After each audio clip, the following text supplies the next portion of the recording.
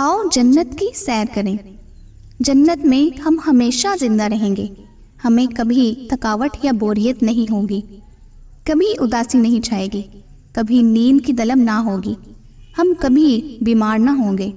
وہاں افلاس و بھوک نہ ہوگی، وہاں گرمی و سردی اعتدال میں ہوگی، ہمیں کبھی تھوکنا نہیں پڑے گا، قے نہیں آئے گی، پخانہ نہ ہوگا، ہمارے پسینے سے مشک کی خوشبو آئے گی، ہمارے لیے ریشمی لباس ہوں گے، موتیوں کے ہار ہوں گے، ہیرے سونے چاندی کے زیورات ہوں گے، وہاں دودھ شہد شراب کی نہریں ہوں گی، ہمارا چہرہ وہاں حسین ہوگا۔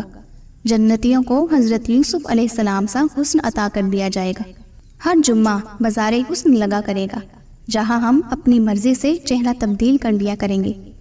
وہاں کوئی تنہا نہ ہوگا، سب کے جوڑے ہوں گے، سب کے پاس حور و غلامان ہوں گے، جو پھل کھانا چاہیں بس اٹھائیں اور کھاتے جائیں۔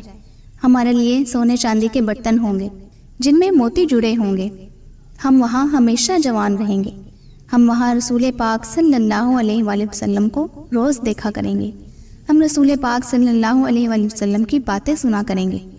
جنت میں ہم اللہ کے تمام انبیاء کو دیکھ سکیں گے، وہاں ہم حضرات ازواج مطہرات سے ملا کریں گے، وہاں ہم اہل بیت اور اصحاب رسول رضی اللہ تعالیٰ عنہ سے ملاقات کر سکیں گے۔